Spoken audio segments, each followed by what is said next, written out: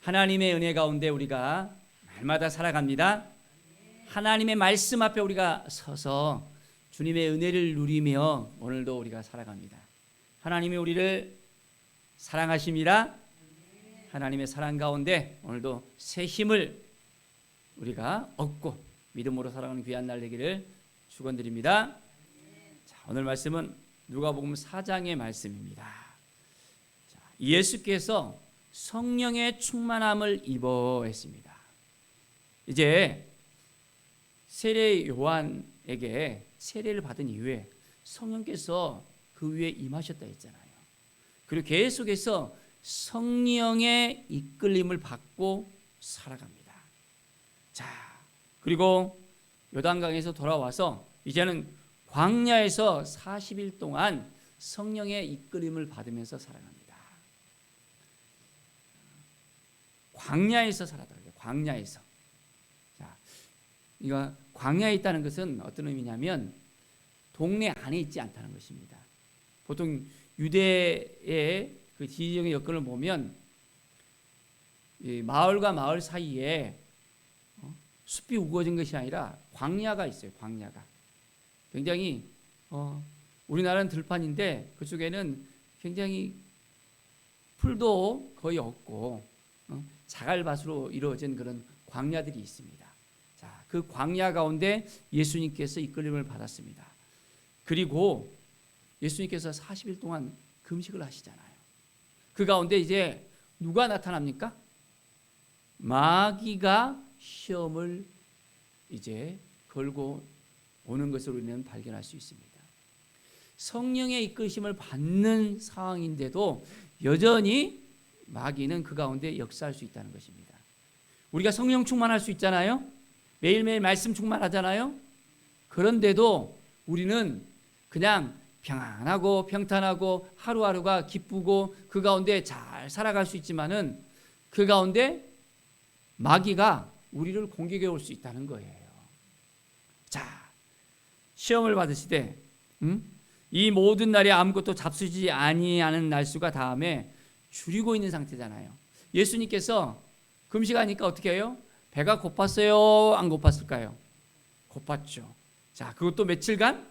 무려 40일간. 네. 그러니까 마귀가 예수님의 가장 약점이 무엇인지를 알잖아요. 그 약점을 갖다가 공격하는 거예요. 마귀가 우리가 살아가는 데 있어서 약점을 딱 잡히잖아요. 그는 바로 이렇게 공격을 해오는 거예요. 자, 어떤 공격을 하는가 볼까요?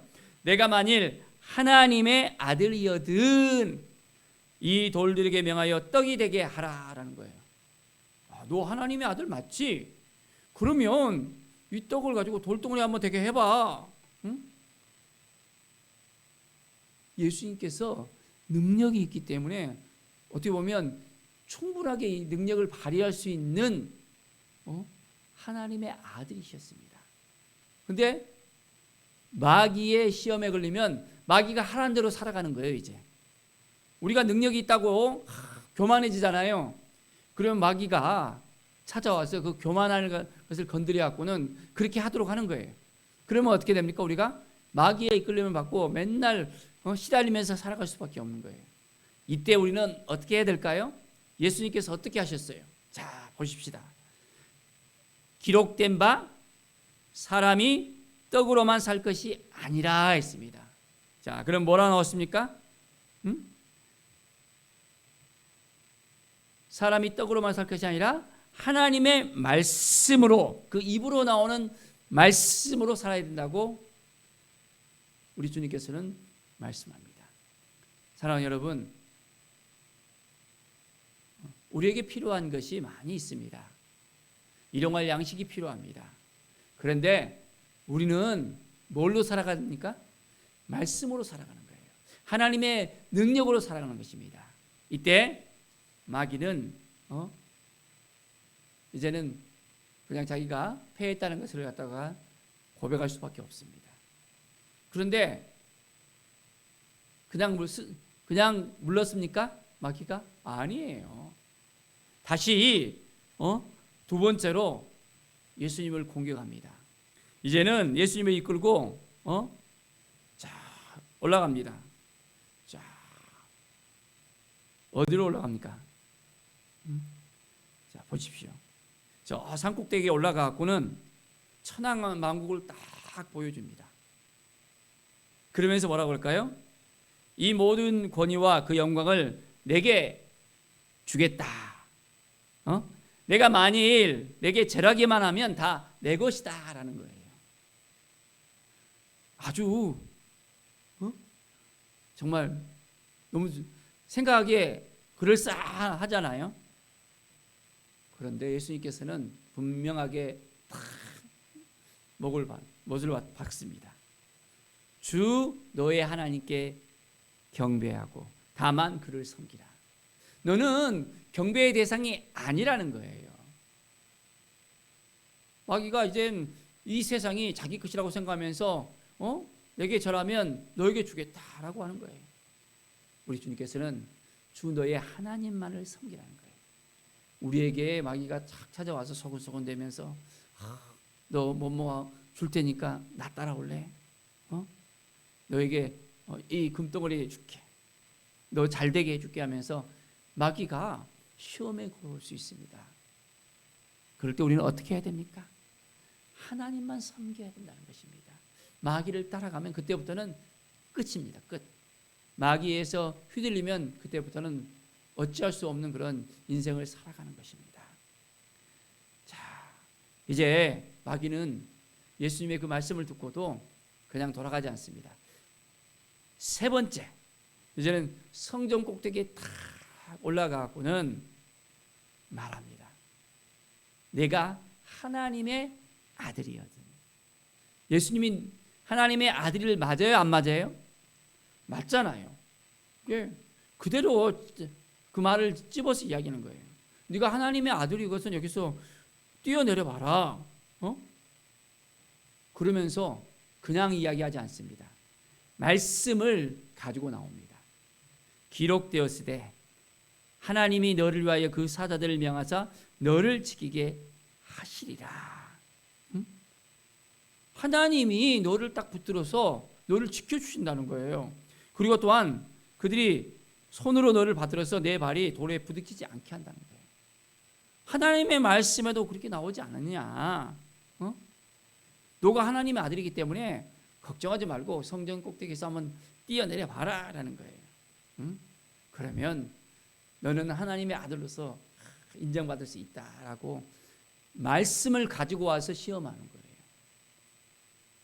예수님께서는 분명하게 그것을 간파합니다.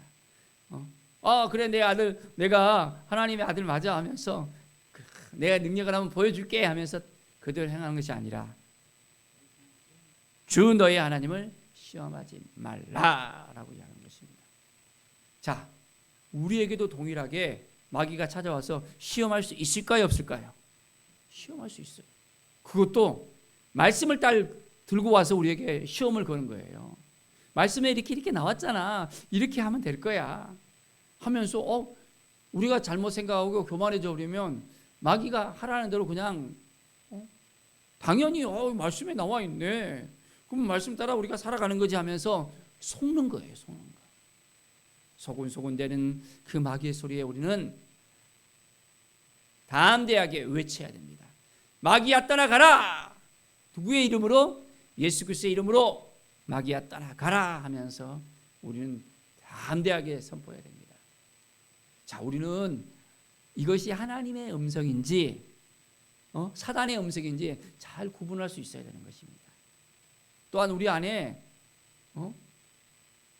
우리의 속사람이 말하는 음성이 또 있거든요. 이 구분을 잘 해야 돼요. 정말 하나님께서 우리에게 이끌어 주시는 하나님의 말씀인지 하나님의 음성인지를 구분할 때 우리는 승리하는 삶을 살 수 있습니다. 매일매일 우리는 하나님의 말씀 앞에 탁 서서 이제는 강건한 삶을 살아야 됩니다. 마귀의 어떤 시험에도 우리는 이겨낼 수 있어야 됩니다. 날마다 하나님이 주신 이 마음을 가지고 나아갈 때 우리는 승리할 수 있습니다. 자, 이제 예수님께서는 성령의 이끌어 주심 받으면서 나사렛에 가서 또한 복음을 전합니다. 18절에 보십시오. 이사야 글을 갖다가 그대로 전합니다.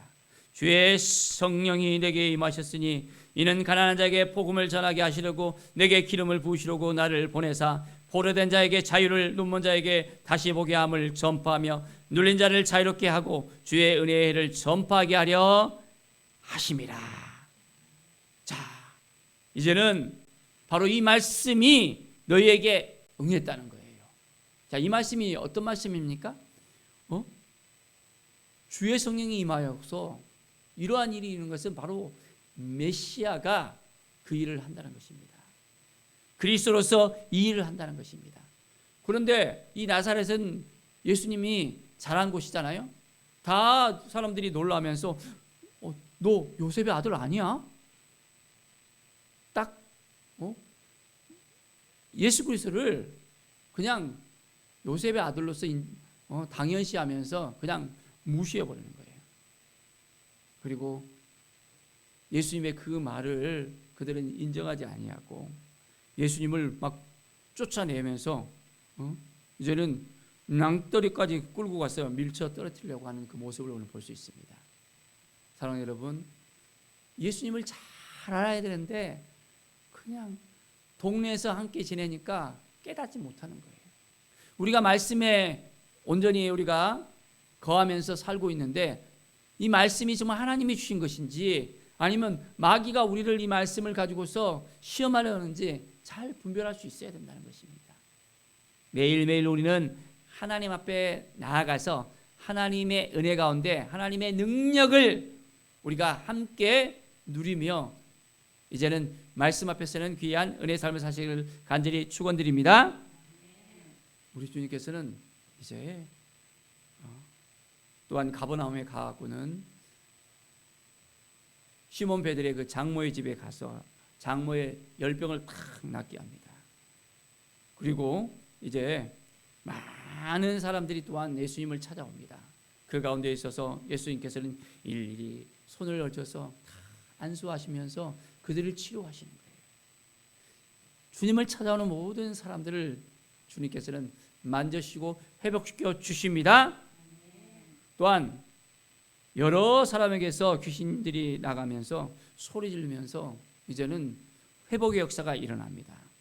자, 하나님의 아들로서 예수 그리스도는 온전히 천국 복음을 전파하십니다. 자, 43절 보십시오. 내가 다른 동네에 들레서도 하나님의 나라 복음을 전하여야 하리니 나는 이 일을 위하여 보내심을 받았다라고 합니다. 하나님의 나라 복음을 전하기 위해서 예수님은 이 땅에 오셨다는 것입니다. 자, 우리는 예수님을 따라서 하나님 나라의 복음을 전해야 될까요? 그렇습니다. 이 복음을 우리는 전해야 됩니다.